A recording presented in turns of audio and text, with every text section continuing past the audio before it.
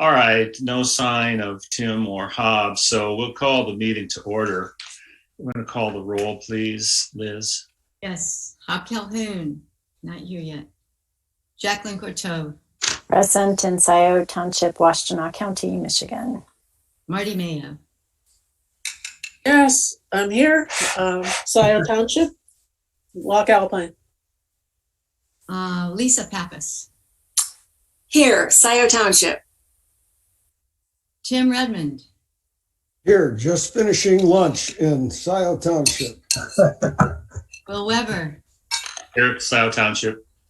And I am also in Scio Township, Washtenaw County. All right, thank you. Next is approval of agenda and modification of the agenda in certain ways. Thank you, Jacqueline, for noting that it should be not 8/19/21 regular minute approval coming up, but 9/16/21. Okay. And the other point was, I believe in item 7B, that should be the Wren's property rather than Renke? Or is something else, or is that supposed to be Roscoe? Or I just wasn't clear on what property that actually refers to. That's correct. It should be Wren's. Okay. And further, there's two mentions of anticipated millage renewal. When I heard that Alec was maybe coming late, I put it down under another item of new business, since it is kind of new business. So we'll drop it from B under 7. Also note the Roman numeral on some agendas was incorrect, and I think you can correct it as necessary as you go down the numbers. Also, it was noted that we usually have an item of reports from other commissions, which, oops, here's Hob coming, which we will have. I inserted that in the agenda as Roman numeral number 6. So that would have also changed the numeration there. Are there any other comments about the agenda? Anything else we need to add? All right. There was some discussion regarding what was appropriate for open meeting and closed meeting. For those of you who were in that discussion, are you comfortable with the way it stands now as to what we've put in open and what we've left in closed session? Specifically, I think that maybe was the Wren's property development. Just okay with that? Yes, Jacqueline. Just if I can make the point that because the transactions are now in the public, following Board of Trustees deliberations, those appropriately belong in public in the open session. Okay. All is right. my understanding. I think that's appropriate. All right. May we have a motion to approve the agenda? I move that way. I would support. All right, Hob, thank you. Okay. As amended. As amended, right, yes. Okay, here we go. Hob. Present. Nope. Actually, we're voting on approving the agenda as amended. Oh, sorry. Okay. Yes. And Jacqueline. Yes. Marty. Yes. Lisa. Yes. Jim. Yeah. Will. Yes. And I am yes. Thank you. Unanimously approved. Thank you. Next is approval of minutes of the regular meeting of 9/16/21. Did you all receive those minutes? They were attached to the agenda. Yes. Okay. I move to approve them. Okay. I second. Thank you. Moved and seconded to approve the minutes. Marty. Call the roll, Okay. please. Hob. Hob. Uh, Hob. Bob? Yes. Jacqueline. Yes. Marty. yes. Lisa. Yes. Tim. Yes. Will. Yes. And yes for me. All right, good. Thank you, Liz, for preparing those minutes. They were very concise and clear as usual. Next is public comment. We have 3 somewhat familiar members of the public present. I guess maybe there's 2. No, there's 3. Welcome. Rob and Joe and Pam. Do you have any comments? Rob? Yes, thank you. Once again, thank you for letting us be part of this and seeing how the system works. I have a proposal that I'd like to put to all of you. I wrote it out to make sure I got it right. So give me a couple of moments here to read it to you and we'll see what you think. Last week, Representative Lizinski announced $750,000 of state money to put towards creating a safe pedestrian crossing over I-94 along the Zeeb Road Bridge. I believe it is the perfect time to finally build a true gateway to Scio Township and make a community center a big part of that idea. The property at 300 North Zeeb has been left in blight by the current owners, MAVD, for 10 years. In 2005, it sold for $8.5 million. In 2009, it sold for $4.58 million. In 2012, it sold to MAVD for $1.36 million. I believe this is the perfect place to showcase the benefits of living in Scio Township. When our family moved here in 1976, it was a play desert in terms of facilities within walking or biking distance for kids to play and for families to have activities. In the following 45 years, that has not changed. There are no facilities for families within a mile or two of Zeeb and 94. In recent years, the Park Zeeb subdivisions have added 750 new homes in just that small area alone. I'm going to mute the TV here. There are at least 2,000 homes within a mile of Zeeb and 94. I would guess that there are 10 times as many families living in the area now as there were in 1976. And as I said, there is still no place to play or enjoy family activities. This is the perfect opportunity to use the Buy, Protect, Sell program to procure the 300 North Zeeb property for the benefit of all in Scio Township. I would suggest approaching the owner, Michael A. Vlasic, to see if he would be willing to donate the property he has chosen not to develop for 10 years. And I would also suggest naming the project the Michael A. Vlasic Welcome Center to Scio Township to encourage that donation. Granted, this is going to be an uphill effort to make this happen. In my research, MAVD seems to intend to make tens of millions of dollars off of this property with what I call the shoehorn project, because they want to shoehorn as much stuff into these 29 acres as they can. They've installed their employee, Jeff Hershey, on the DDA to make sure that happens. The Washtenaw County Road Commission will not allow the project to go forward until the increased traffic of the shoehorn project addresses the traffic impact of 484 residential units, a 4-story hotel, a strip mall, restaurants will have on the Zeeb Road 94 interchange. That is expected to cost $5 to $6 million, and thus the recent push by Jeff Hershey to get the township to pay for the North Zeeb Boulevard project. We recently heard a sewer and water presentation from OHM that the sewer system is slowly approaching capacity. It is likely this project will push the system past capacity and force the township to upgrade, since 300 North Zeeb is in the DDA and therefore part of the sewer and water system. That will cost additional millions to the township. Even if MAVD decides not to donate the property and is willing to sell it for what they paid for it, $1.36 million, the township will be several million dollars ahead, because the community center won't bring the same amount of traffic and widening Zeeb won't be necessary, and the sewer system won't need millions in upgrades. The Zeeb Road Bridge pedestrian project will take a few years to complete. So will the community center. That's why now is the perfect time to get the Land Preservation Committee, the Parks and Rec Committee, the Planning Commission, and the Board of Trustees thinking about the benefits this proposal could bring to Scio Township. As members of the LPC, I hope you join me in believing that preserving the rural nature of Scio Township is more important than developing it to increase tax revenue. A couple of weeks ago, I sent an email to the Board of Trustees asking them to forward that email to all members of the LPC, PNR, and Planning Commission. I hope you all got a copy of that email itemizing the numerous uses that could happen on this property by turning it into a community center. It seems to me Scio Township would be much more attractive if people exiting I-94 saw a warm, welcoming community center with children and families playing and learning, rather than a shoehorn project that would be an eyesore. I believe we have an opportunity to create a true gateway to Scio Township if we have the courage to pursue it. I realize this is a big idea and will need a lot of work. Please feel free to contact me anytime. If you would like to see the property, I would invite you to come over and you can park at our house and we can walk over and see the potential of a Scio Township Community Center. Thank you all for giving me extra time to speak, and thank you all for listening.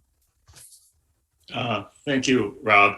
I don't think we're going to have a discussion of this right now, but are there members of the commission who are familiar with this proposal for shoehorn project development? I'm curious. I did not receive any prior notification that this discussion was current, but I see we do have. Would you just comment, Jacqueline, on where things stand to your knowledge? You're muted, Jacqueline. Unmute. Sorry. I wanted to apologize to Mr. Pattinson. I received your message. I read it. I did not, however, focus on the detail where you asked that it be passed along. So I will be sure to forward your message to the full commission, and apologies for that oversight. All right. And just one more clarification. Barry, our consultant. Barry, have you heard anything about this, and have you had any sense of where this project is going in terms of relevant property for us to look at? It's the first I've heard of this idea. And there's been no application submitted, so it's not one that we're currently considering. We could certainly consider it, though, if an application was submitted. There's been some discussion about some trail opportunities on the east side of the property, away from Zeeb Road, that links up with some of the other conserved properties and the neighborhoods along that branch of, I guess it's the main branch of Honey Creek at that point. But this is the first I've heard of it. So, Rob, you understand the way we work. We need an application to consider a property. That's just the way it's written. So if there's a way for someone to encourage us to look at it via the usual process of application, that's probably the way it will work. But we'll look forward to reading the full documentation and becoming familiar with your idea. Yeah, Absolutely. and Rob, if I can put this thought in your head, you might think about taking a hand at detailing some of the costs and operational costs and how it might be self-sustaining, or if it's got sustainability financially. Which you're talking about the proposed shoehorn development? Rob's proposal. Yeah. Well, there's really two different things going on here. The property is owned by MAVD, and they are intending to do this shoehorn development with they want to put 484 residential units there, the hotel, the strip mall, the restaurants. What I'm hoping to do by bringing this to your attention is to start floating this idea that this is the perfect place for a community center for Scio Township and the benefits of that. I will definitely, thank you, Tim. I will definitely start looking at how to make this an affordable proposal. But in terms of an application, because it's privately held, this is just an initial idea to try and get primarily you folks, because I believe this group is the most like-minded group in Scio Township that would be willing to listen to this sort of idea, to get the idea out there that we could start thinking about this and using the property in a different way than it might be working towards now. And this is the old UMI property, is that right? That's Yes. correct. Yep. Right I used to behind. work there. I actually was thinking this might be something for the Parks and Recreation Commission. And I will be giving them the same exact proposal at the next meeting, and the Planning Commission and the Board of Trustees. Yeah, okay. Well, Rob, thank you for bringing that to attention. This is a sort of a citizen action and calling attention to an opportunity that I think all the commissions would welcome, and we'll certainly look forward to monitoring the developments here and if it's appropriate, considering how we can help. I suspect it sounds like it aligns with our ideas of, the kind of development we're trying, or non-development we're trying to encourage. So thank you, Rob. Thank you so much for the extra time. I really appreciate you all listening and having this conversation. Thank you. Good. Any other comments? Joe, Pam? Okay. Who is the other person that is there? I was just taking notes. Joe? We've got Pam and we've got Rob. Who's the third person? Joe Pattinson. Must be Rob. No, that's Rob Pattinson. And then, they're both here. Robin? Sorry, there's two Joe of us. Pattinson also? Yes. Yes, indeed. Okay. All right. Thank you for those. Reports of the other commissions. I didn't detail the individual ones. It seems sometimes we don't have anything from some, but Hob, do you have anything to report about the other commissions you're familiar with? Trails? Or I can give a quick parks update. We now, I'm pleased to report, and I think most of us realize this, but I'll say it again. We've gone from one open preserve a year and a half ago to two, and now we have four. So Scio, these are Scio. These are pieces of land that Scio Township bought for nature preserves, and they're now, each of those four have parking areas, kiosks, some beginnings of some trails. And I'm pleased to report that the first four tours of the four preserves have been very popular. And we have another one, and maybe Jacqueline, if you have the notes in front of you, I think the next one is Divine. And the Divine Preserve we do not manage. It's managed by the county, but it's obviously we put money towards the purchase, and that would be, I believe, Saturday, November 6th. Okay. Thank you. Okay, I've got the thumbs up. I've got it right. All right. Jacqueline, maybe you can report on both the Board of Trustees and the Planning Commission. So the Board of Trustees is interviewing administrator candidates, had it down to 2 finalists, one of whom dropped out. So tomorrow and Sunday, we'll be talking to the administrator finalist. Sunday actually is the Halloween open house at the new fire department station, I should say renovated fire station. And so we're using that opportunity to invite members of the public to not only tour the fire station, but also have a chance to speak to this administrator candidate. And so anyone who wants to talk to the candidate at that time, or else there's also a special BOT meeting tomorrow at 4:00. That is Friday afternoon at 4, in which we'll be interviewing the candidate. So public input and input from all of you as members of the commission is welcome at either occasion. Can you identify the name of the candidate, the finalist? His name is David Rowley. David Rowley, okay. And he is currently at Michigan State University Extension, where he does education and training around township governments and has previously been in township government. Okay. So I think that's the key matter. And then the BOT did approve exploring the purchase of the 10 acres, roughly 10, it's actually closer to 9.5 acres of the Wren's property for use for a new fire station and the water infrastructure. So that was approved and explorations are underway for how that will work. Okay. On the Planning Commission front, perhaps of most interest for us, in addition to the fact that the master plan should be finalized at the first meeting in November, there was an initial proposal that was eventually deemed not even ready for its first official public hearing, but we still got a presentation for the Knights of Columbus parcel on Dexter Ann Arbor Road, in which a developer is looking to do a PUD on that in order to concentrate housing on the part of the parcel that's now mostly open field, and then trying to save the wooded areas and wetland areas, some of which are priority 3 on the bioreserve map.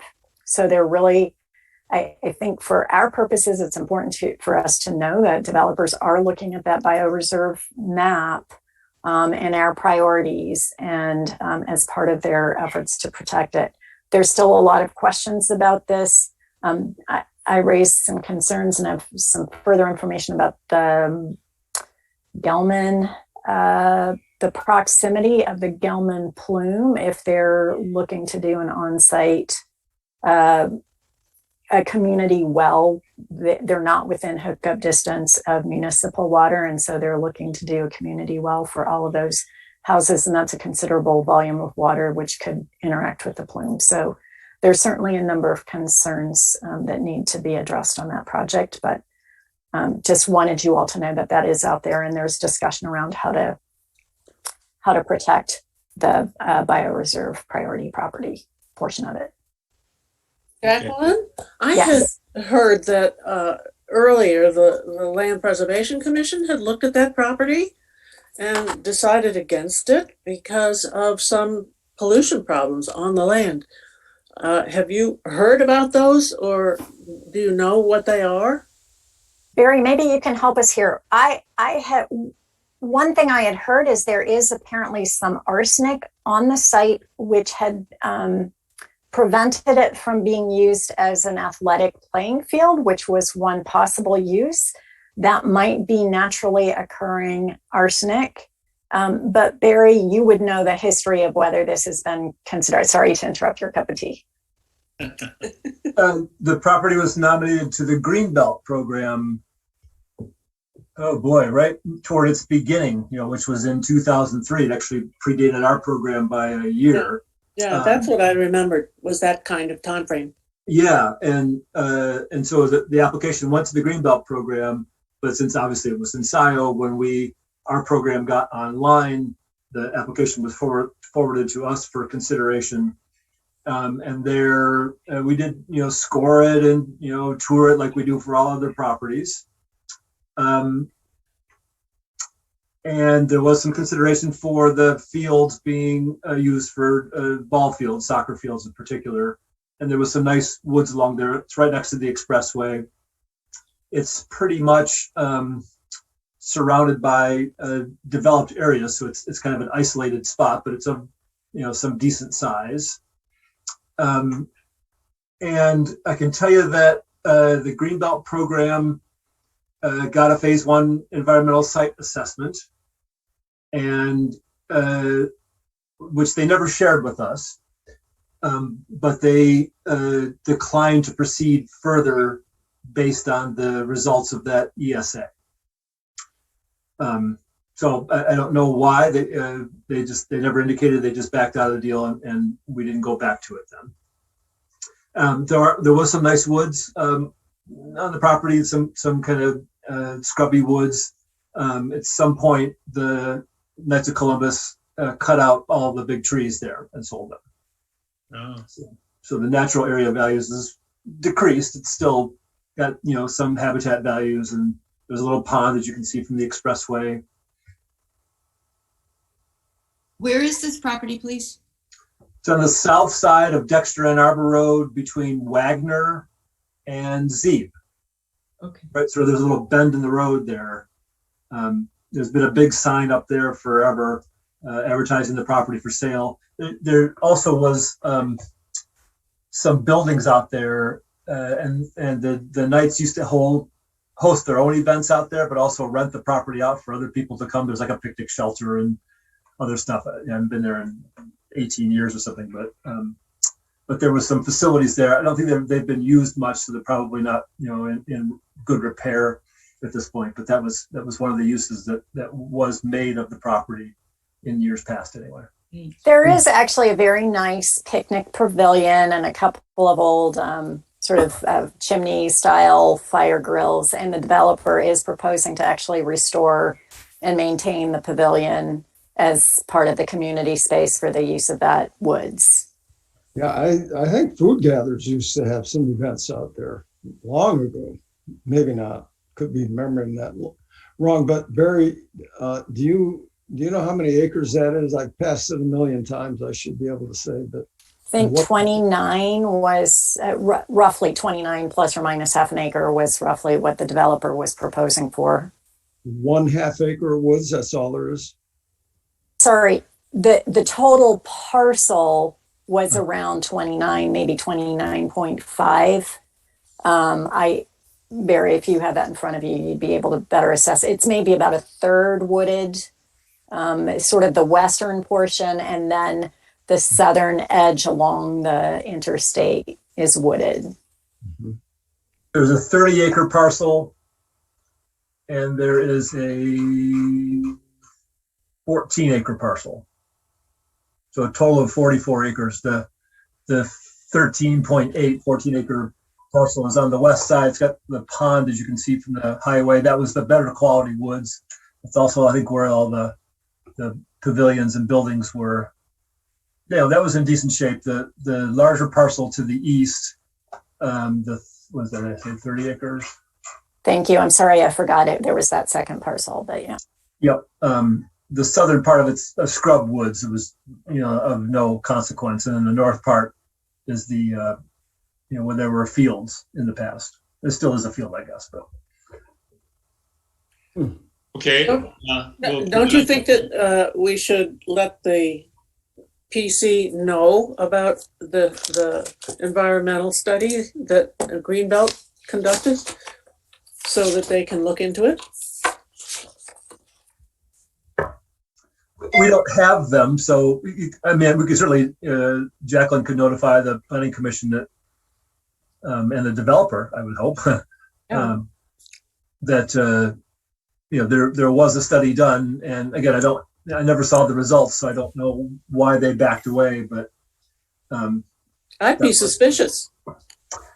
I would be too. So I think that the planning commission should know that it exists and maybe pursue it. I will be sure to flag that issue. Okay.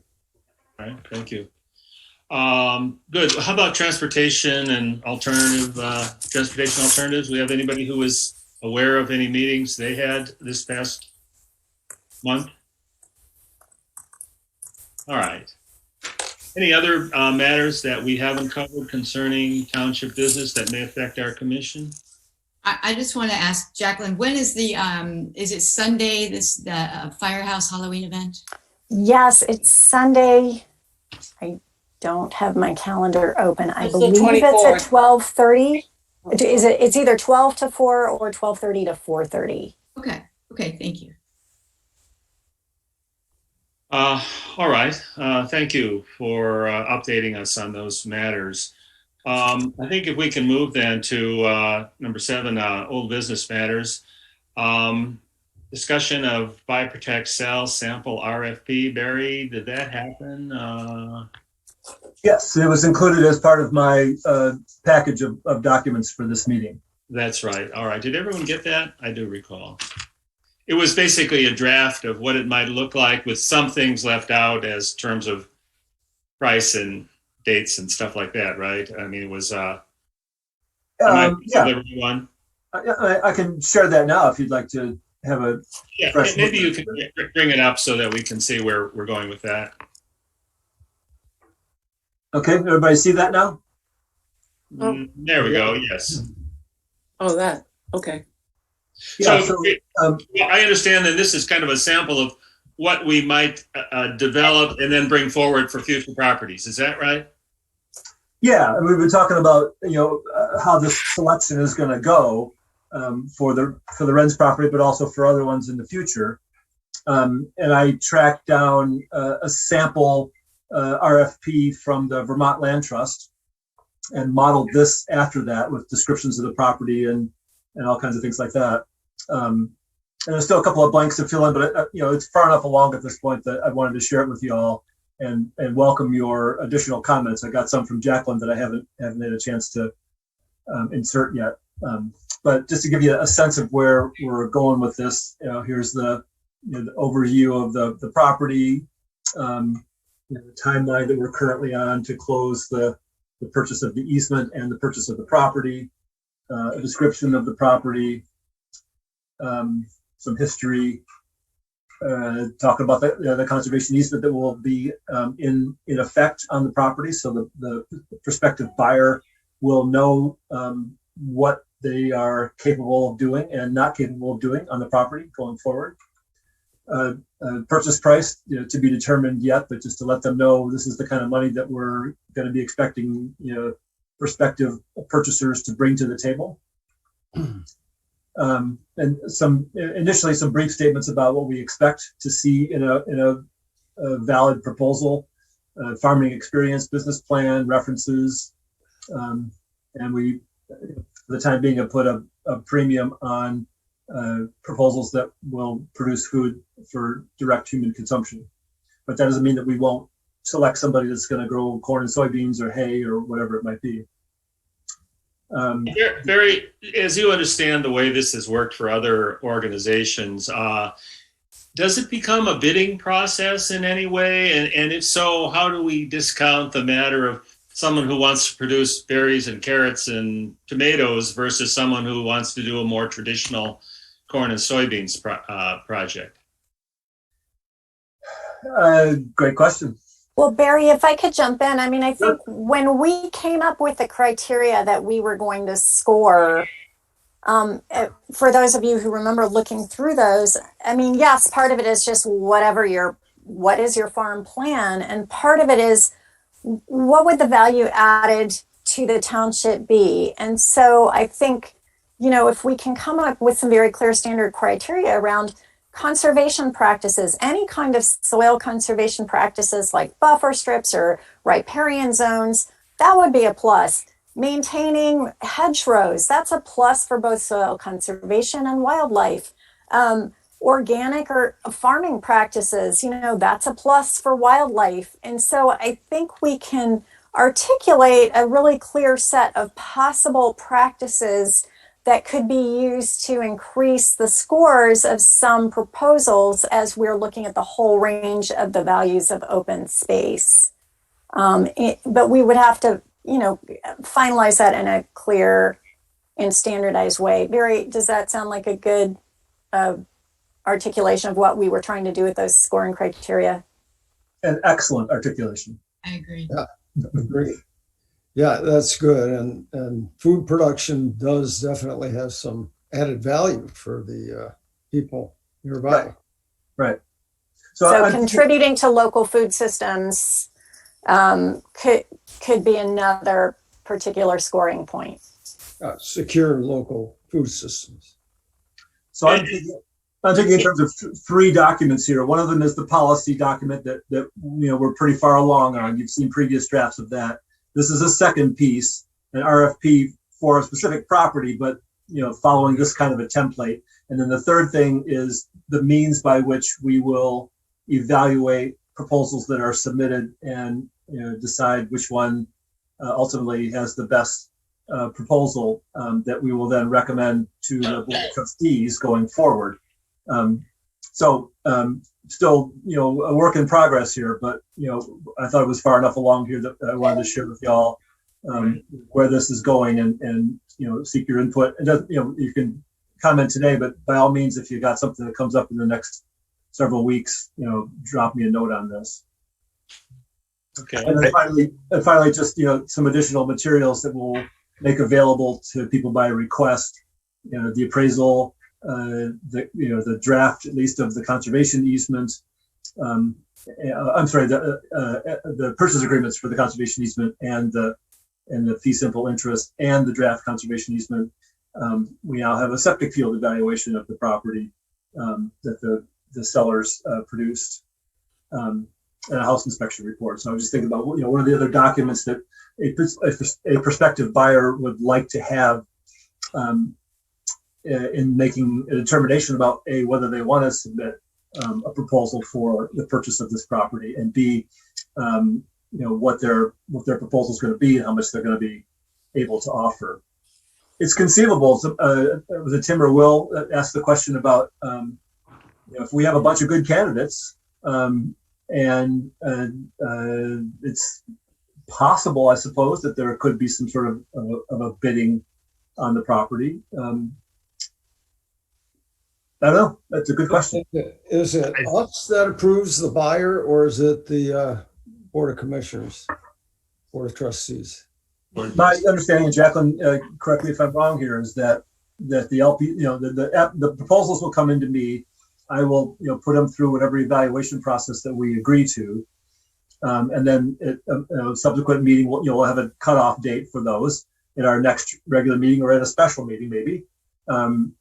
I will say, here are the proposals that we've received. Here's how they have been evaluated. I think the one of the required criteria is going to be, show us that you have the finances, show us that you have experience. We're not going to just, take proposals from, well-meaning, but unfunded or inexperienced people. And then ultimately the LPC will be the one to say, here's our top priority, and maybe these are the second or third priorities from there. And then ultimately the recommendation would be made to the Board of Trustees as to whom the property would be sold. I think a couple things to be mindful of, and I think Jacqueline made some good points. We should anticipate, and we need to confer with our legal representation what the process would be if somebody was wanting to create bids, because I will also remind some members of the LPC that we in the past have had two proposals for a particular parcel of land, both of which produced local foodways and supported local foodways. And we still needed to make a determination between the two of them. So as much specificity as we could provide in the ability for an individual to make a determination that they're providing a benefit to the township, but we should build into something into our evaluation criteria in conjunction with legal representation that allows for the process of potentially some mechanism to understand if there's a monetary question, that it needs to be handled fairly and equitably amongst the number of applicants. Yeah, and legally. Absolutely. I was going to further suggest that once we have this complete set of materials drafted, we will send it by our attorney for review.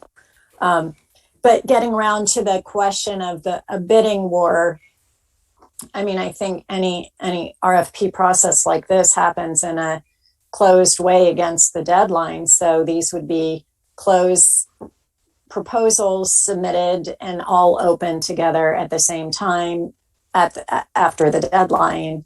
So there wouldn't, in that sense, be an opportunity for a sort of bidding war.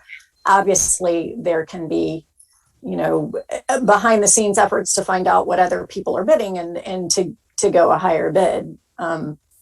But in terms of the public portion of the process, my assumption, and Barry, check me on this, but my assumption was this would be almost like a contract bid where it's a closed process. All of the proposals are opened at the same time and evaluated at that point. Correct. Great point. All right. The other concern that I have, obviously, it will take more of our time for each property. That this is like a two-stage process, acquiring the property and then deciding who we're going to sell it to. And the matter of assessing financial capability would seem to be, in itself, a really important part of the process, and perhaps something that goes a bit beyond our own capability.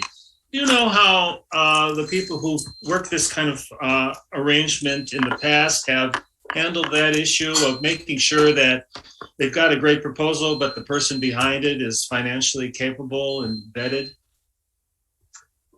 I can tell you for one thing, in my research and conversations about this kind of a process,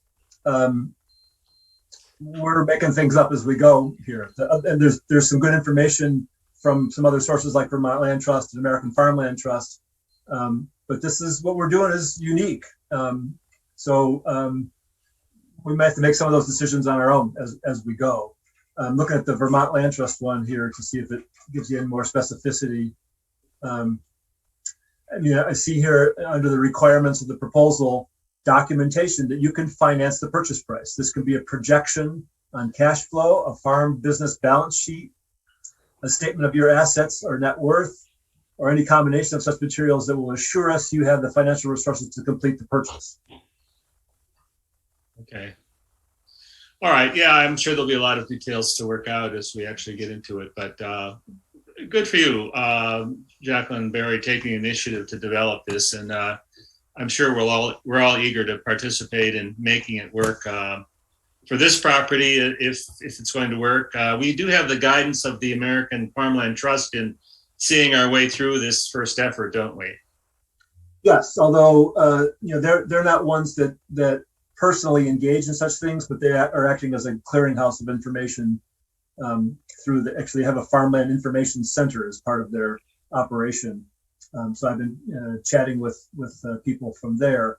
But again, other than the Vermont Land Trust sample RFP that I got, it doesn't sound like there's a lot of other information out there. So we may float things to people from AFT and get their take on things. But I think we're kind of making it up as we go along here, and we'll learn as we go, obviously. All so right. my goal is to finalize the policy statement for next month and the RFP, and to have a screening or some kind of an evaluation process for you all to evaluate. So I had those three elements that I mentioned up for your consideration, and hopefully for recommendation to the Board of Trustees, just in terms of the format for them, and then maybe a specific one for the Renz property as well. Okay. In November. Well, Barry, while we're talking about the Renz property from a couple dimensions, Jacqueline mentioned the segmenting part of it off for township purchase, and now we're talking RP. Are there other issues regarding Renz that we might bring up now to discuss? We certainly can.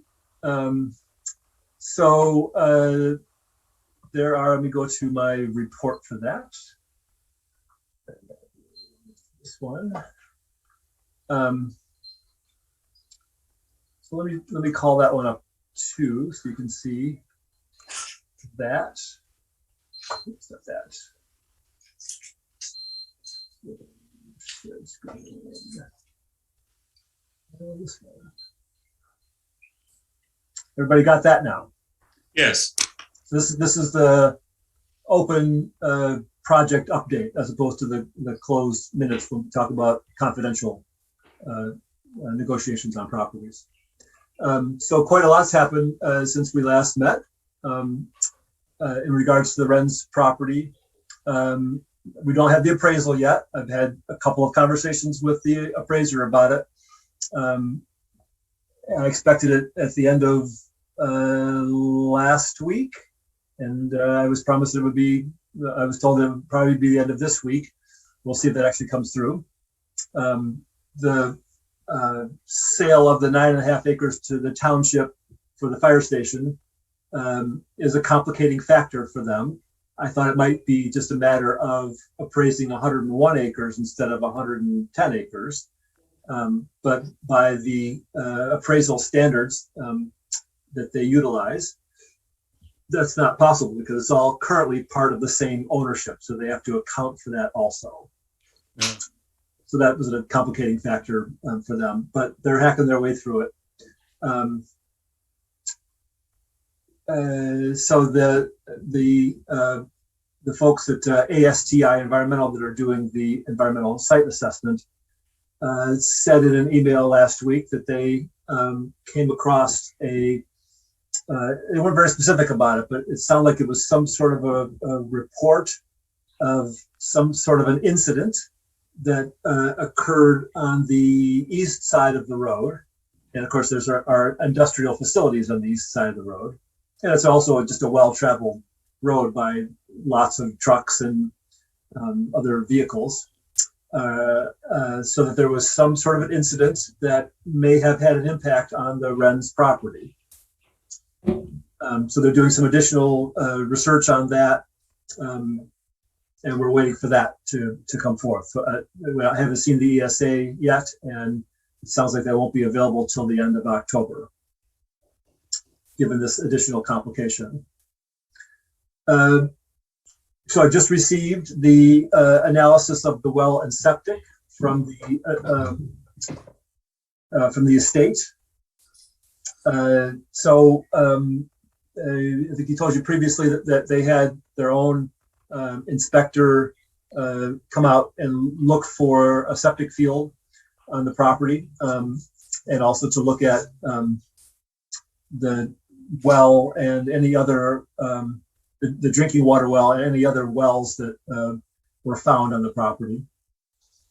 That person was not able to find the septic field, and so that was reported to the county health department.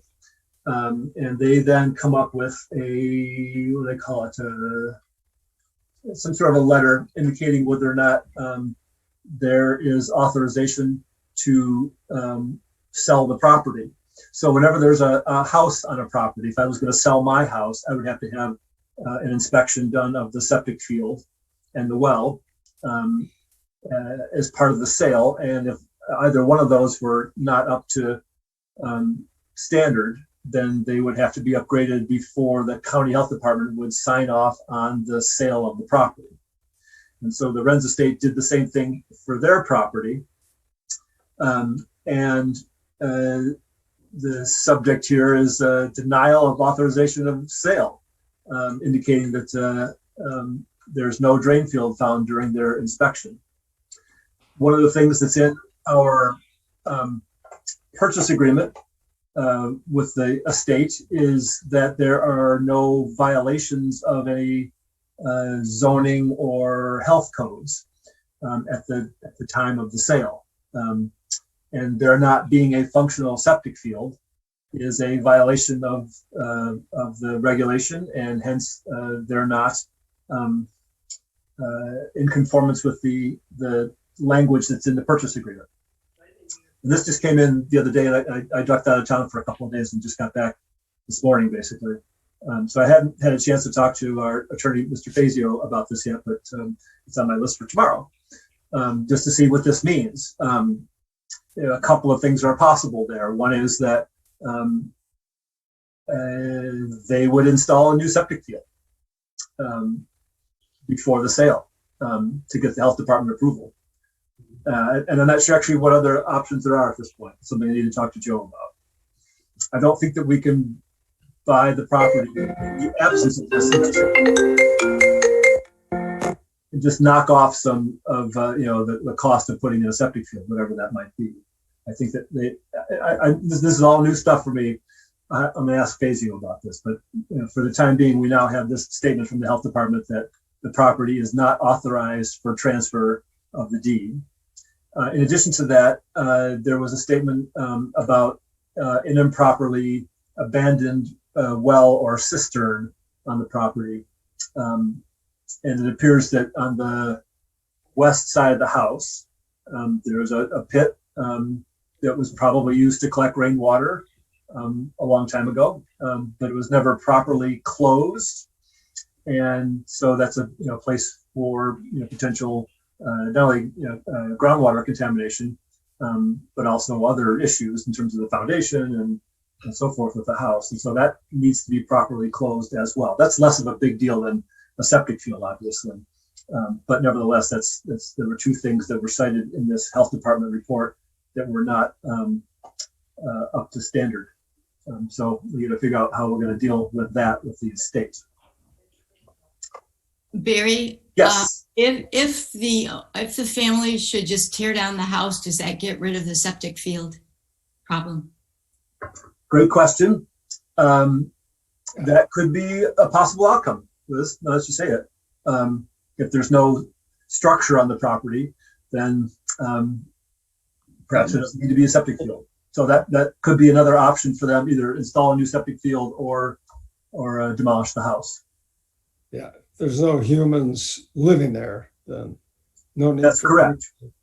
That's correct. Also, there's a possibility, Barry, and I've got some experience with this from a house up on Scully Road that you might know about. The owner didn't have a proper septic field, but before the property could be sold, it only needed to be proved that there was a perkable site for septic field, and the prospective buyer had to put on deposit the amount of money that it would have cost to put a septic field in and a proper septic system. So that's another possibility. Yep, great, Jim. Thanks for that. It's like I said, it's all news to me, so great to hear from your experience on that. Fazio and I had a video conference with the folks from AFT and gave them some further update on things that we'd learned. So one of the things that we did, I think, since we last met, was that our inspection period, as specified in the purchase agreement, was originally set to close on September 30th, but there was a 30-day extension option for us. And so we exercised that option. So currently our inspection period for all of our due diligence runs out at the end of this month. But as I said, we don't have the ESA yet. We don't have the appraisal yet. We just got some survey docs today. And then, of course, we have this health department matter. So one of the things that we talked about was asking the estate if they'd be willing to have a further extension of the inspection period. So we had the opportunity to evaluate all of these items of due diligence and decide whether we wanted to proceed or not. The importance about October 31 at this point is that for the easement, we put down a $50,000 deposit. And for the fee simple purchase, we put down a $10,000 deposit. And the statement in the purchase agreement is, this is your inspection period. And at the end of that, you have a decision to make whether you want to proceed with the purchase or whether you want to back out of it. If we decide, if the deadline remains October 31st, and we decide to move ahead, then those deposits become irrevocable. They are applied to the purchase prices for the easement or for the fee simple purchase if we close on them. But if we don't close, then they keep that money. So, and we've never done this before. This is something that the estate was adamant about putting into it. So we want to make sure that we have the either the information in hand or that we request an additional period to be able to evaluate those due diligence studies of the property. Yeah. So we gave a lot of information to AFT. They weren't. They were still interested in working with us and threw out a couple of other ideas about how things would work. They're still potentially willing to be the assignee of the conservation easement purchase agreement, and then to buy the property at closing while we go through this process of figuring out who the new buyer is going to be.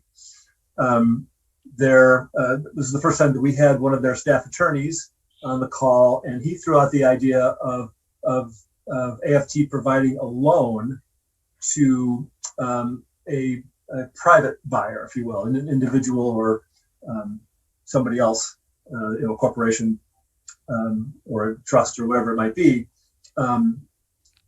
and that they would then get paid back at some point. But to secure the property at closing, they could provide a loan to that party.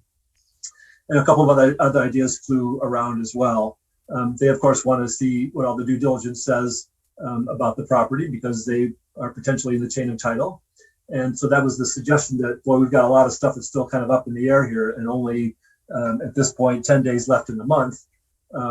And so perhaps we should ask the estate for an extension of that October 31 deadline so we can all review all these additional documents. So that's in discussion. I can't remember. Scio, I think, made that suggestion to the estate's attorney, just to say, we're considering this since we're still kind of gathering all of our information and deciding whether we want to proceed from there. So Jacqueline mentioned that the BOT approved the purchase for the 9.5 acres.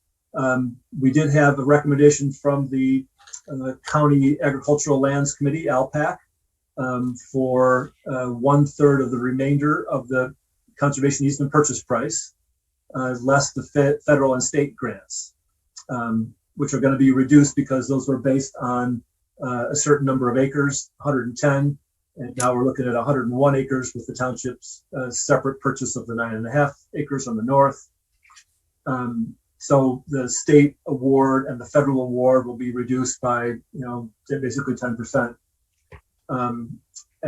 So whatever those numbers end up being, the Greenbelt program and the county program are willing to kick in 1/3 each, along with the township making up the third.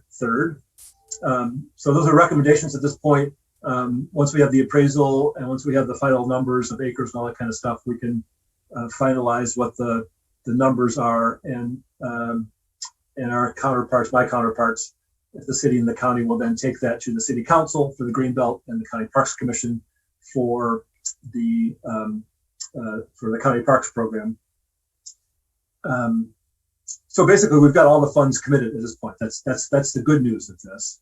And I think that's one of the arguments that we can make to the estate in terms of requesting some extensions of the inspection period and probably the closing deadline also, is that we have all of the money for the conservation easement purchase lined up at this point. We have the $300,000 from the Board of Trustees for the 9.5 acres for the fire station, already approved by the Board of Trustees. And we've got, a couple of different ways that the feasible purchase of the property after easement can be handled with funds available for that as well. So all of the money, the $3.5 million that we're talking about to close this deal with them, has been assembled.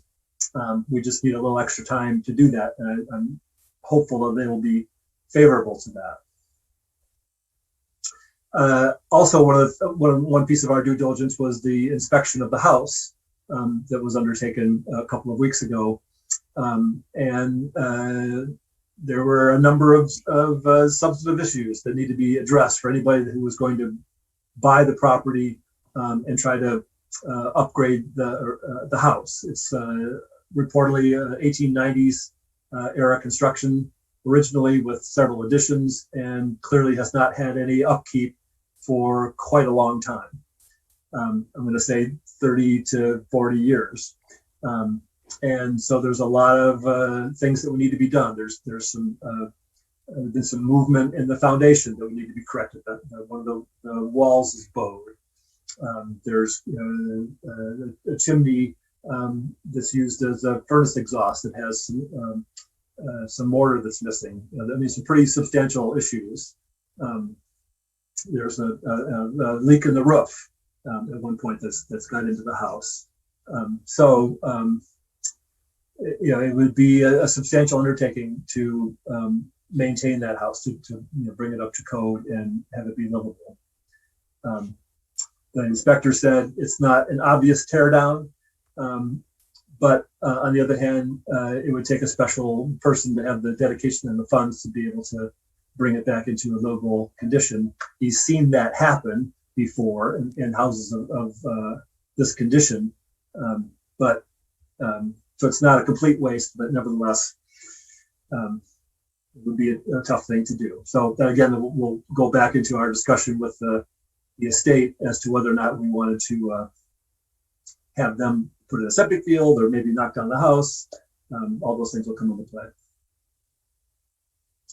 I've already shared the RFP with you, and so my joke at the end was, not much happening on this property. It's a lot, and there will continue to be a lot happening with it.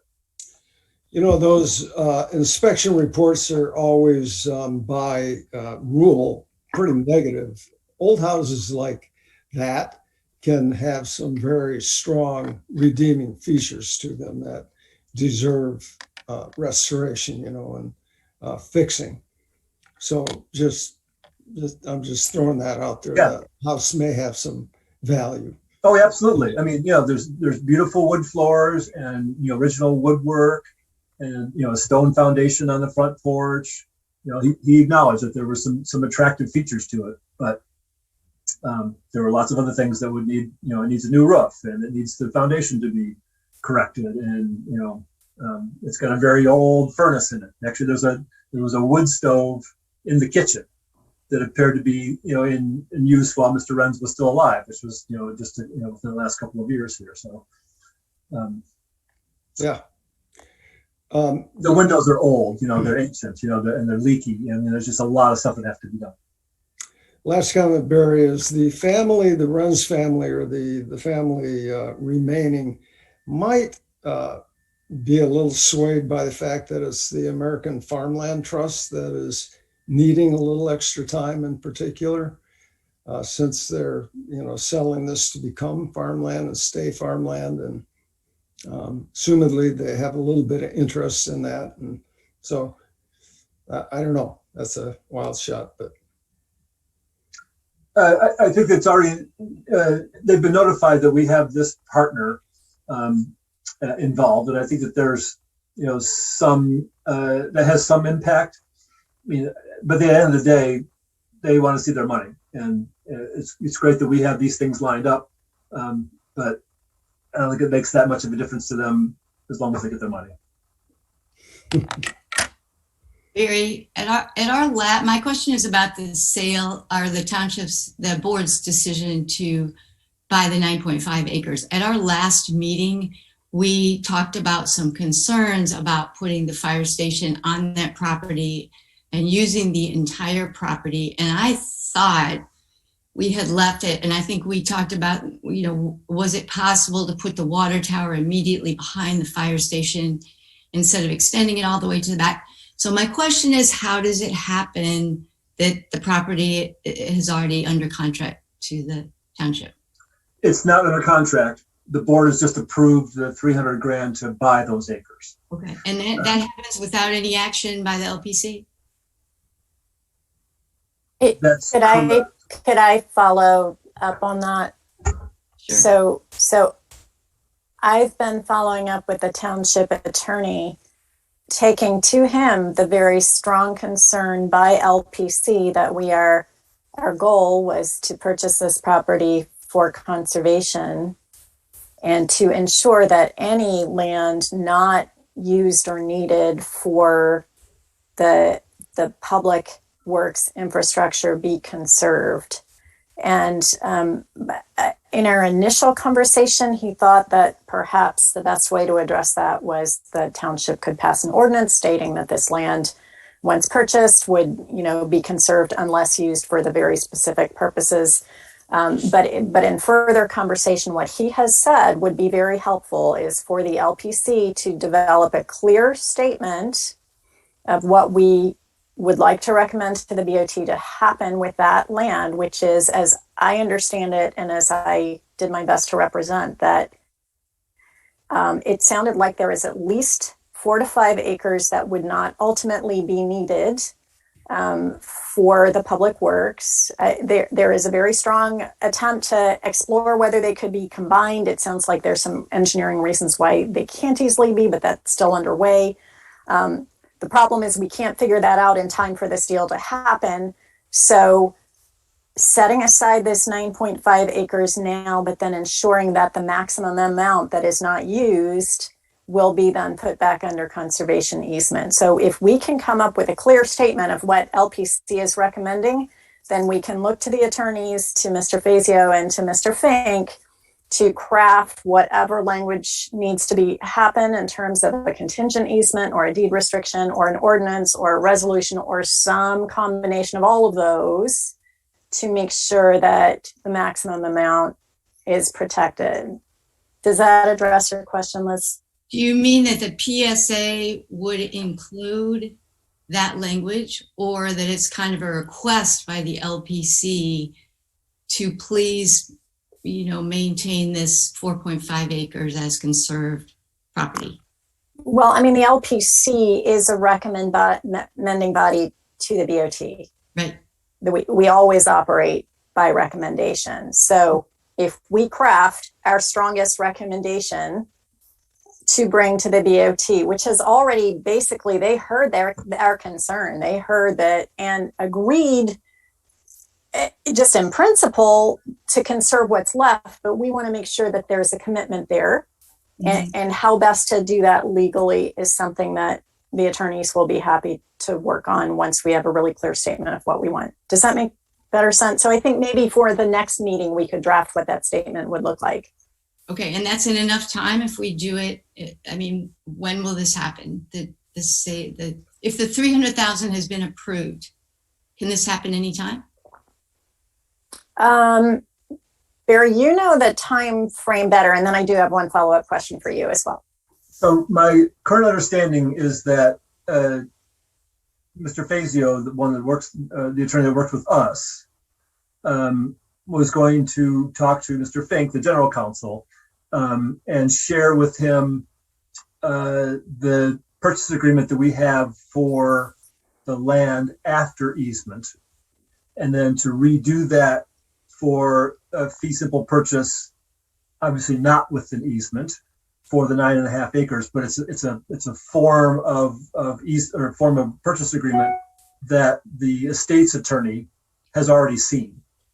So we're not starting from scratch with a whole new document. We're just going to say, here's our, you've seen this one, you approved it.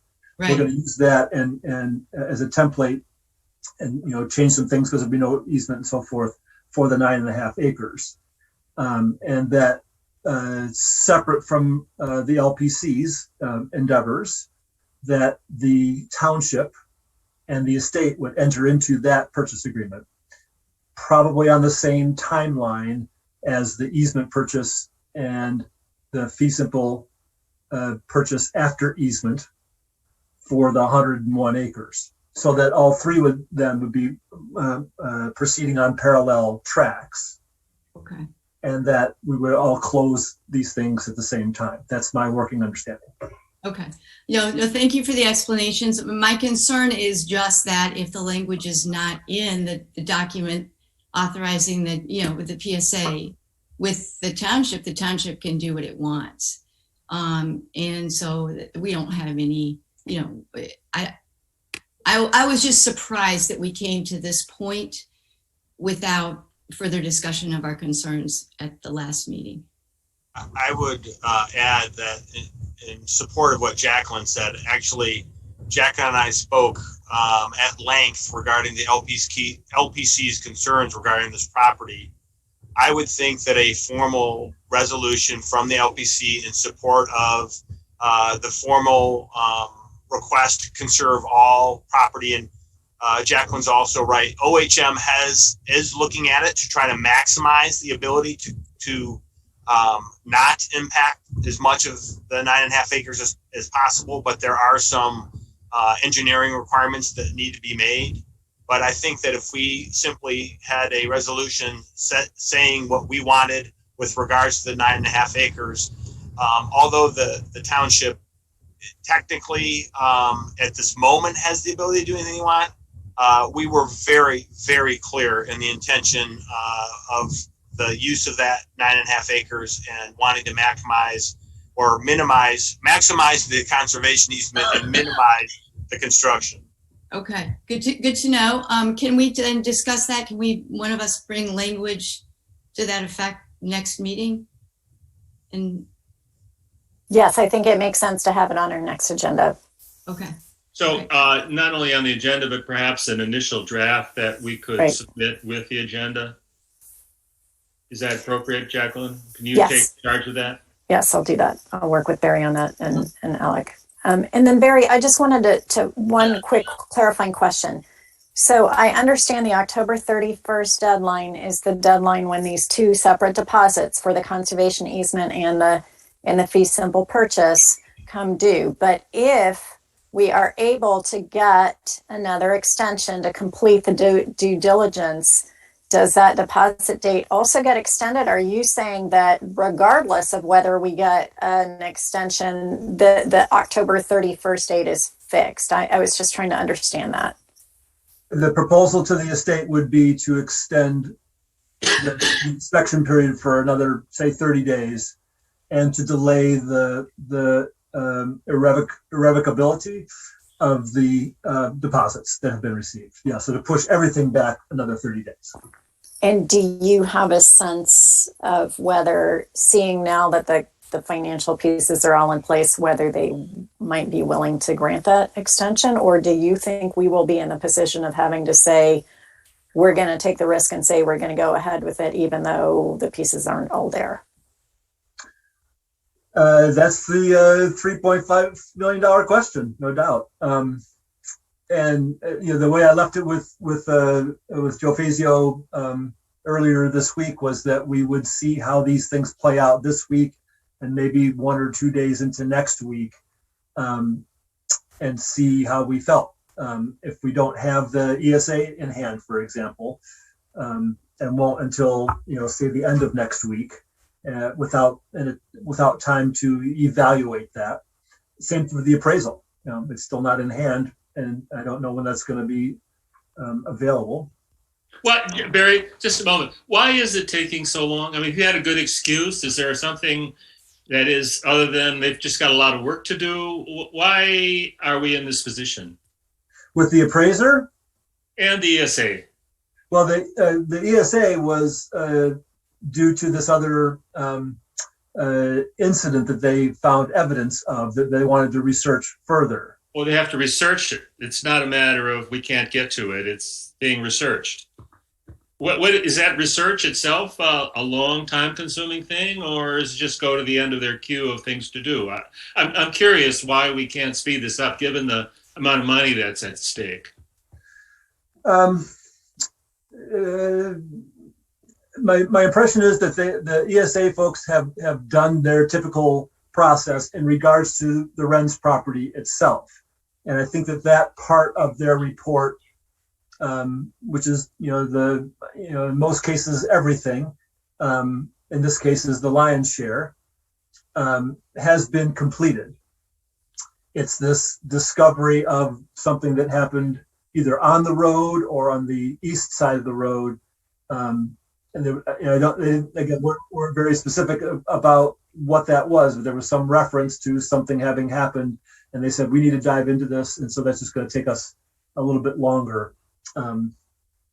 So it's an unusual circumstance for them that would otherwise, had they not needed to do that would have been the report would have been completed, this week. And the appraiser? Well, this is not the usual appraisal firm that we use. And that's because the estate hired Alcock as their appraiser. And so we're hiring them to do, since they've already, studied the property for the full value for the estate's purposes. We hired them, since they've already done that work, to do the easement appraisal. The estate's appraisal is now at least a year old, and so they need to. There's new sales since then, and conditions have changed, and so they need to update that regardless. And then they also need to do the second piece of it, which is the easement appraisal. And then we've thrown into the mix this purchase of the 9.5 acres by the township for the public works. So that's a complicating factor. Nevertheless, I would have thought they would have had it done by now. And, this is part of the reason that they're not my appraiser of choice. All right. All right. Any more expressions of concern or satisfaction here? I guess, Barry, you're obviously going to have a busy time here. You'll bite nails for all of us, I guess, regarding how the Wren's estate is going to feel about this. I think Tim had a good idea to let them know, we're still going ahead with something that should be near and dear to their own sense of, property use. Would you let us know what issues may come up in the next 10 days here so that we're aware of where things are moving? Absolutely. And again, I'm relying heavily on Scio as counsel here. We'll be chatting again tomorrow, just to catch up and see where things stand, and see whether he's had opportunity to communicate with the estate's attorney, and if there was some kind of response to that. I'll keep you all posted. All right. Well, we've taken quite a bit of time for this. We have another important matter to discuss and begin discussing. I'm sure there'll be other times in our sessions to talk about the pending millage renewal for the ballot, probably in November of 2022. And in particular, I've alerted Alec, who's had experience with this particular millage before. And Barry, you also have had some experience with this millage. I wonder if you could give us a sense of, first of all, what we should be doing immediately to increase the likelihood this millage will pass, and what we might expect as commission members is our additional responsibility to do what we can to, encourage the passage of a renewed millage. Alec, you want to just tell us a little bit about what your experience has been? You're muted for the moment. A lot has changed, obviously, since the last time we did it, and Barry did it originally. I think formative steps for us are that we would need to form literally a PAC, and we worked with Jim Dries at the time I think we did 3 mailings. But I will also say that the media has changed a lot since we last embarked, and we did all mailings, no other format of communications with township residents and or with regards to the millage. So I think that we might take a little bit more comprehensive approach to addressing and getting our message out there. In terms of a lot of extra time, it takes time to create the sign, which we did. I still have one of them if we are interested in upcycling and refreshing that. You need some lead time with Zwicky and Sons with regards to their yard signs.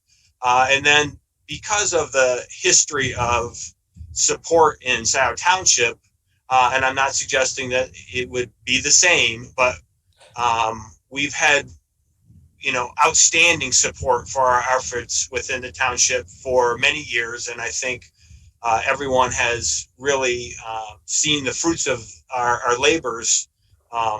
And so I think in some respects, it's not as onerous, is not as difficult as some would be, but I think the sooner we can get things out there, the better off we are. So I think we had a subcommittee that was formed that worked on some of the mechanics of the mailings and of the funding for the signs, that I think we could start having that discussion and getting those things in order. You use the term PAC. Is this something that we have to recruit the money for ourselves, or is there any funding available appropriately through the township to promote the idea? Do we all reach into our own pockets? Can you give us an idea of how the financing of the campaign goes? It's all private funding. It was not through the township. We put up our own money. Yeah. So the township board votes about whether to put it on the ballot, and at that point, that's the end, if you will, of the township's involvement. From there, it's, as Alex said, you got to form a campaign committee, you got to establish a banking account, you got to make reports to the county clerk, you got to go out and raise some money. And it's not an enormous amount of money. It's a few $1,000s. And we just hit ourselves up and hit our friends up and people that we know in the township. And we figure out what our budget is in terms of signs and mailings. And I think that's probably the extent of what we would do. There might be a couple of press releases that get put out to get a little publicity that way. But as Alex said, I'm looking at my notes here.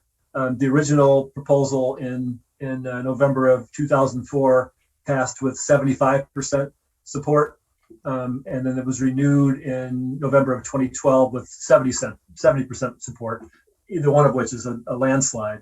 And obviously we've had a great deal more success with the program in the last 9 years. And that can be presented to the public just to say, this is how much land we've saved. Here's land that's accessible now, thanks to the hub and the Parks Advisory Board's efforts. You can actually go to these properties and walk around. All the other properties that we've conserved, the Andrus, farm that you can go pick strawberries at, etc. I think we've got a great story to tell, and that there would be great support for a renewal of the millage for another 10 years. Can I just jump in with a really quick clarifying question?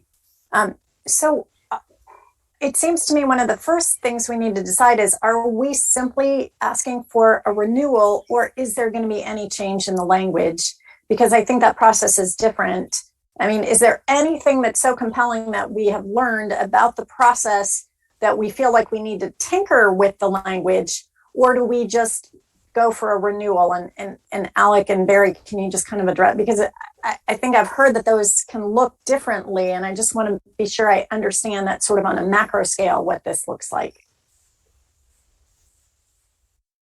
Well, I can tell you that the ballot language needs to be essentially the same as it was 9 years ago, as it was 8 years before that, in order for it to be called a renewal. And there's benefit in having it be called a renewal because it's not a new tax. Chances are it would pass anyway in Scio Township because voters have been very supportive. But nevertheless, there's an advantage to calling it a renewal rather than calling it something new. The one thing that I can tell you that County Parks did last November for the second renewal of the Natural Area Preservation Program millage was that they, which had been around now for, at that point, 20 years, and we're going to be coming up on our own 20 years here. Every year, the amount of funds that can be generated through any millage is reduced by what's commonly called the Headley Amendment. So you may, in Scio, we originally had a $500,000 for this particular use. I don't know what the current total is now, but it's less than that. It might be 0.4921 or something like that. And so one of the things that County Parks did, given that it had been 20 years since the original millage, that they did a renew, but also to restore it back to a $500,000 or a $250,000 for them in that case. And that, for them, after 20 years, made a substantial difference. I think that, if I remember correctly, this winter tax bill will be the first collection of the third 10 years, the new millage, if you will. And last year being the 10th year of the second millage, second 10 years, it generated something on the order of $3.7 million. And with this renew and restore, it jumped up to $4.6 million. So it was like a $900,000 delta there to renew it to the original $250,000 in that case. That's something I think we could consider here. But in terms of being able to call it a renewal, you got to have basically the same language as it was before. And I made a note to send you all with the ballot languages so you can see what it says. It's pretty broad. It's protecting this, that, and the other thing, and trails and all kinds of stuff. And if we're satisfied with that, then I would suggest that we would go forward with that again. It gives us the kind of flexibility or the meets the needs of what we're endeavoring to accomplish now and going forward for another 10 years. And I also want to remind everybody that the original millage was 2004 for 10 years. We ran the renewal in 2012, so a couple of years before the first millage was due to expire. So we're, in essence, extending the first millage for another 10 years. And we could wait until November of 2024 to put it on the ballot for a third 10 years. There's just going to be a big turnout next November, which also works in our favor There are, I remember back when we started doing these ballot proposals, 25 years ago, that there was data then that showed that there are a lot of people who only show up for the presidential election and no other election. And there are a lot of people that show up for the other even year November election, which can be U.S. Senator, and it can be governor, it can be all the state offices, Attorney General, Secretary of State, plus other things like that. That those are the two highest turnout elections every year. And of course, there's everything down to an individual school board election or whatever. But that the wisdom was the more people who show up at the ballot, the more likely you are to win, because a lot of those people that don't vote for other elections show up to those two November even year elections and to vote for governor or to vote for president. But there also tend to be the people that support your programs. And so you want them, as long as they're there, you want them to vote for your proposal as well, and president and governor or whatever it is, and then they can, go from there. So the more people who show up, the better chance you have to win. Okay. Thank you. And I just briefly following up on that, Barry, I think you made the excellent point that we have a lot of stories that we can tell. And Alex said this too about the success of this program. And I think it would be great for us to brainstorm that, maybe not now in this meeting, but certainly put that on the session or do that by email.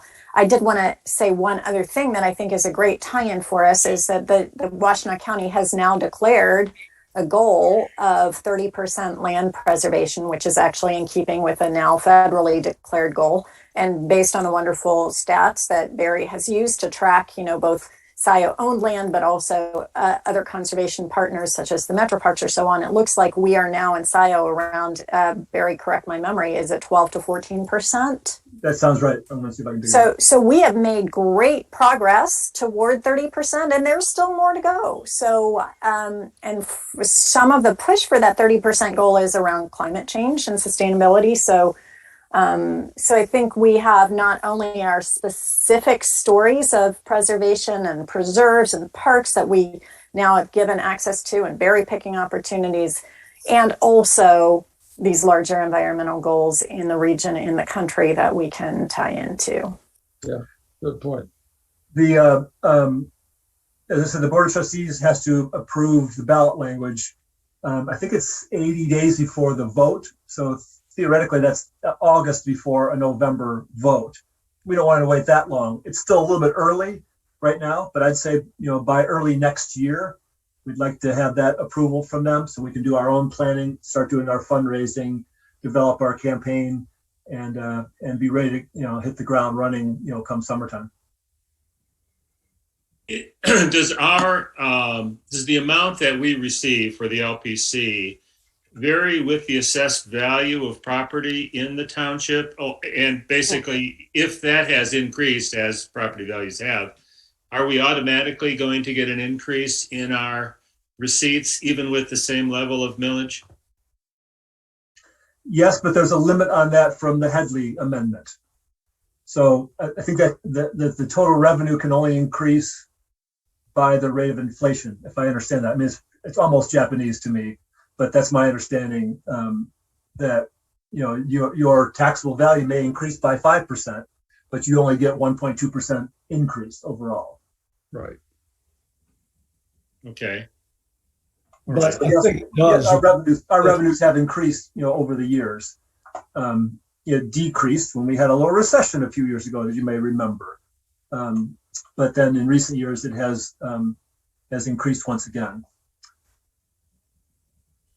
All right. Well, perhaps for our next meeting, we can pull together some of this information. For example, the language that we've used before, maybe Alec, an inventory of those signs, or some sense of what it would take to produce those yard signs in terms of, cost and printer or whatever it is. I have no idea how they're actually put together.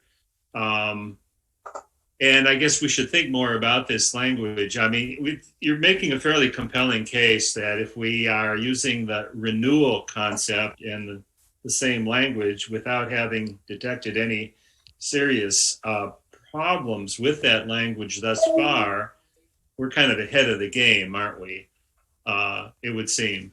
Anybody have a different view on that? Like, go for more money, or understand that we should be recruiting money for something else that we're not getting it for?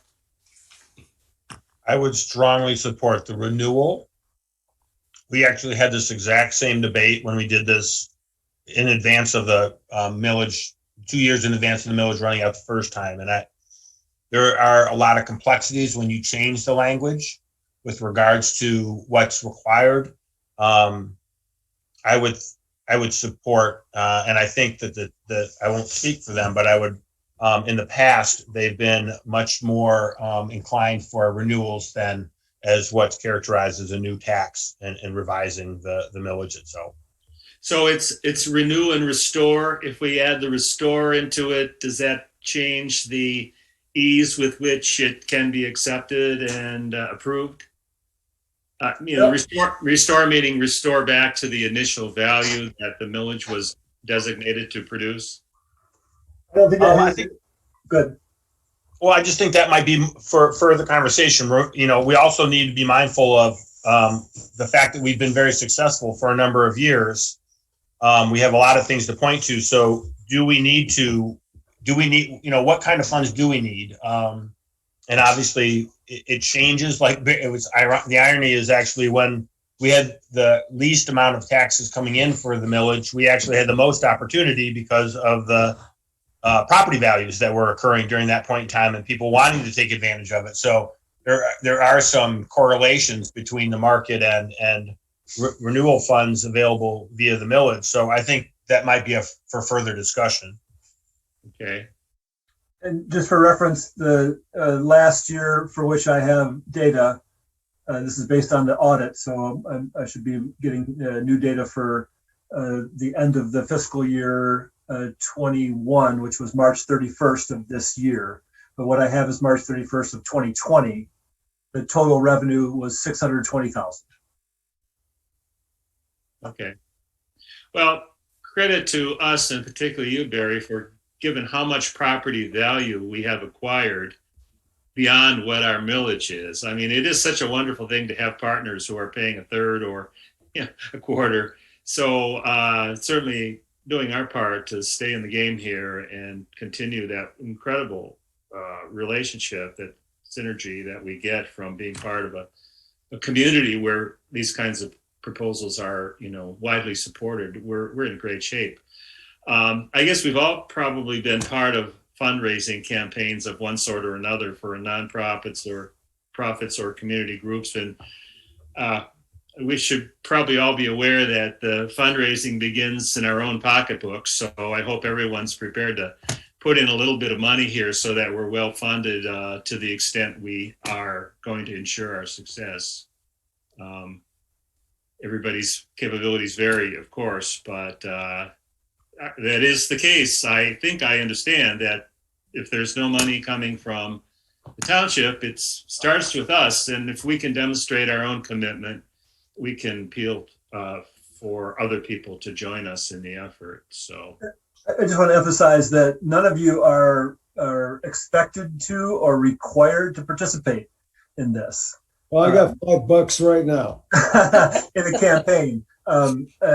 I hope that you will be. I certainly will be, both as a volunteer and as well as a contributor. But I want to emphasize it's totally separate from what we're doing now. We create a separate group, whether it's all of you or some of you and other people. You raise the money separately. You engage all the activities separately. And there would be little, probably no discussion of any of this at the LPC meeting because it's not an LPC matter. It is a campaign committee matter. So just want to emphasize there's a clear boundary between what's LPC and what's campaign. Fair enough. But one more last thought. I mean, in the previous campaign, was there an opposition group or sentiments expressed against the idea? No. Okay. No. We fortunately haven't had that since 1998.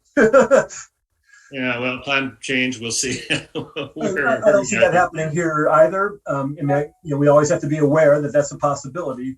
But what I've seen for I don't know how many proposals it is at this point between the county parks and the townships and and the Greenbelt program is that people understand what we're doing and they're willing to support that. And especially now that we've got all these terrific projects and results that we can show to them, it's hard to make an argument against it. That doesn't mean that somebody wouldn't try to do that. But, you know, I think that that's a highly unlikely circumstance.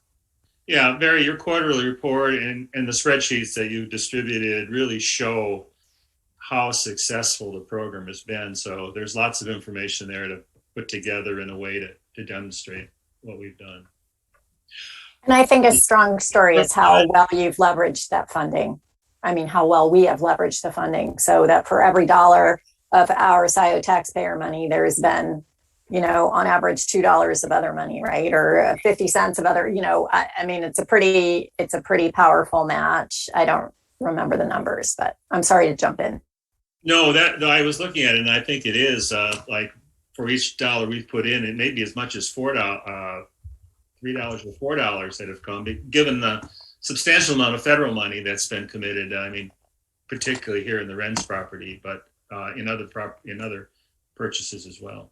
Right now, it's actually 1-to-1, which is not a bad thing. In part because we just spent $1 million buying the Sacred properties with no assistance from other parties on that, and also because we've got a lot of money tied up in the Andrus deal right now. But when those close in the very near future, those numbers will change. And I think we'll be back to, we were basically running $1.50 of outside funds to $1 of Scio funds. Okay. All right. Thank you for correcting me.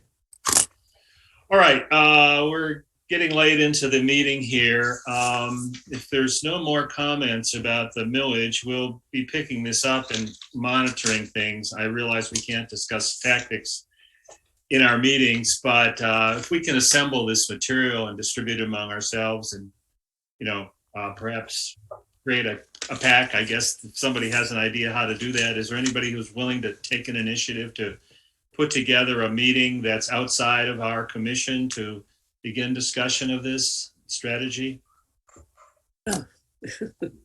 Anybody done this before, created a pack?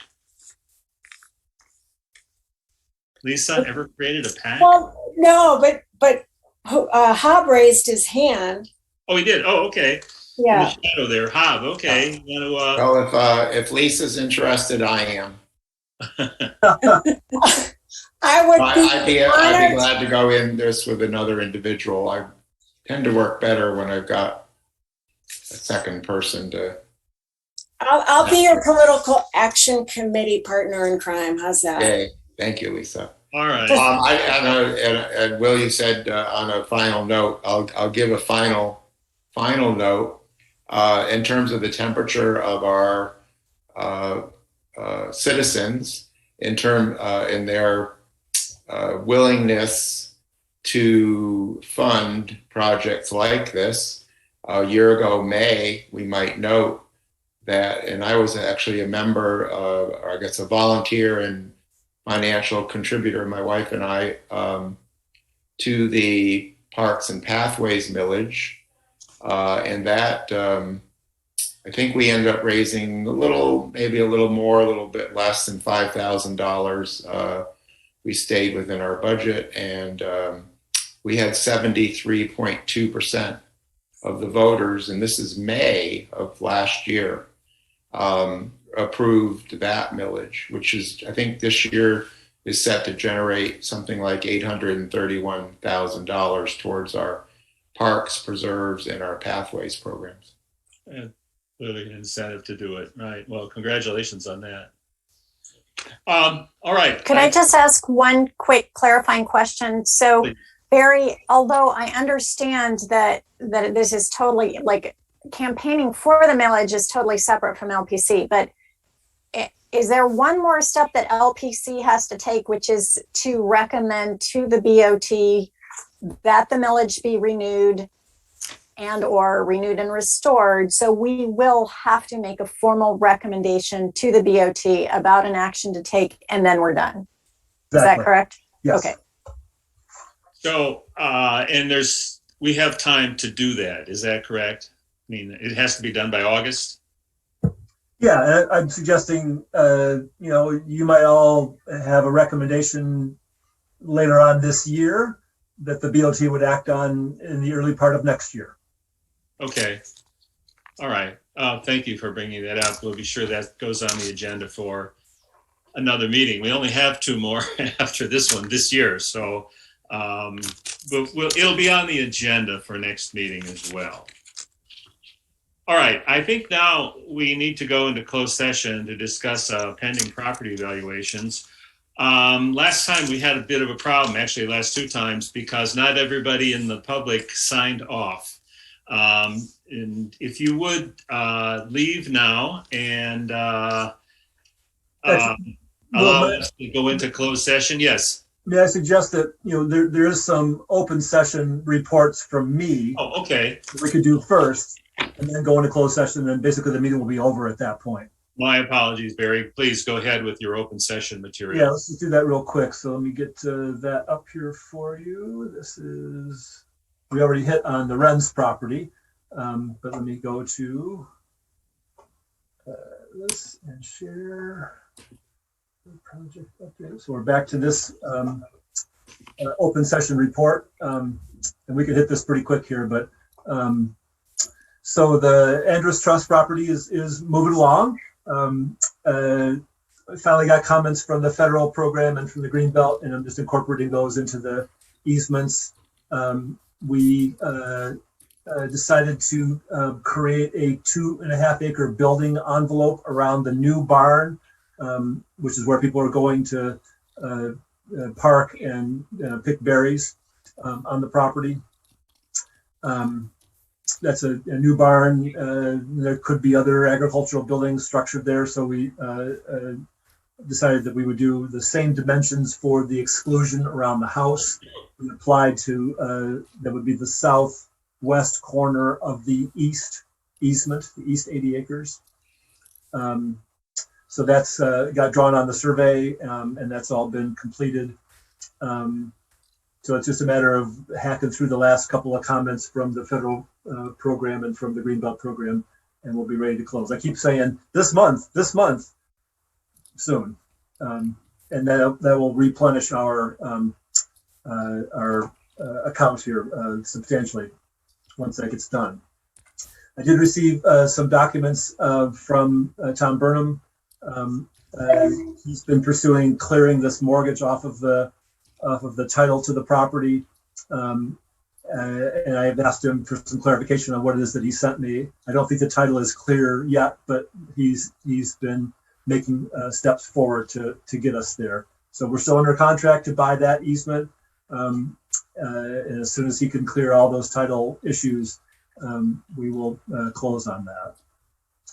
The Wren's property we covered, and then last Friday we were successful in completing the purchase of the Sykert parcels, the 3 pieces, 2 of them along Park Road, and then the 1 landlocked parcel, all of which are contiguous with our Stabler strip on the south side of the mobile home park, and connected the lands to the west that's partially our preserves and some other conservation easements.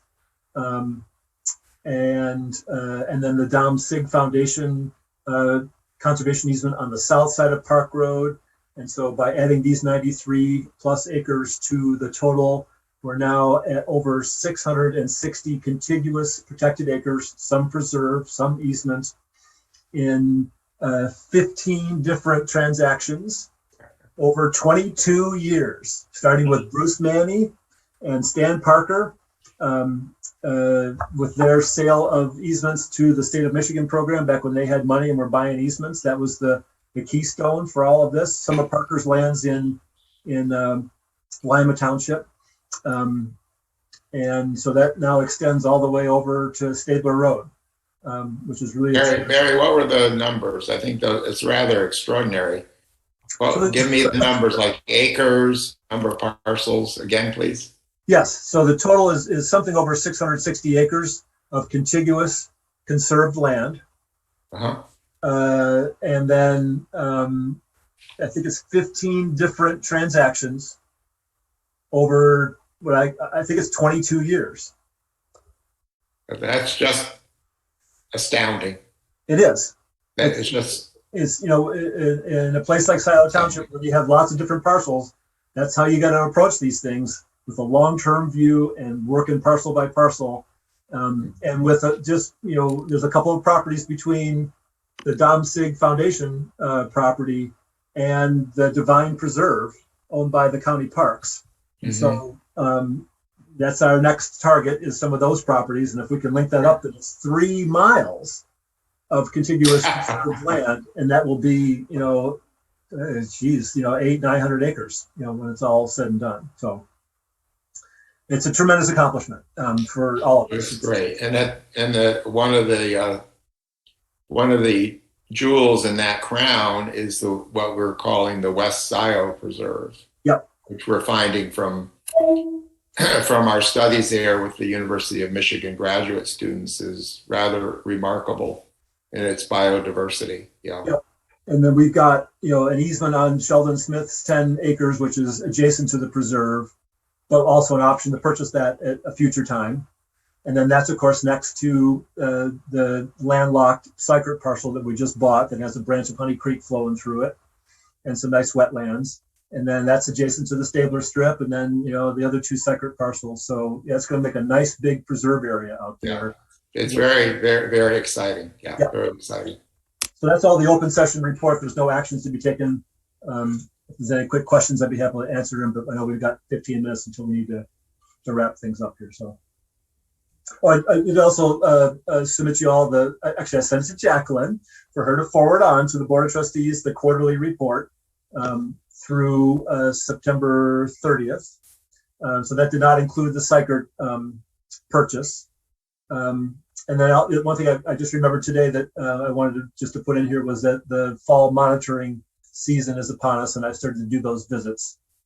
So I'll crank through those here. My goal is to get those done before firearm season on November 15th. And if not, then I'll wait until after November 30th, but hopefully I'll get them all done. All right, thank you, Barry. Now I think we have to have a motion to move into closed session. So I'll make or support that. All right, so it's Tim made and Hobb support. All in favor? Aye. I think we have to do all votes roll call, don't we? Do them all, right? Yes, that's correct. You have to do a roll call vote. Good. You're muted, Liz. Muted. My cat.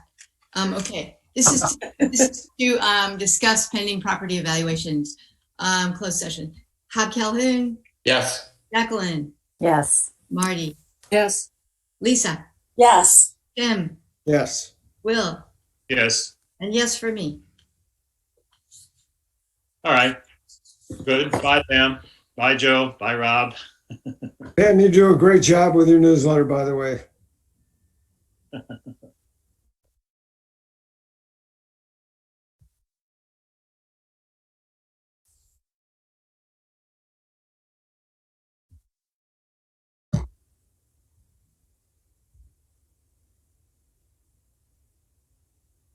You can't. Oh, you can't turn it off?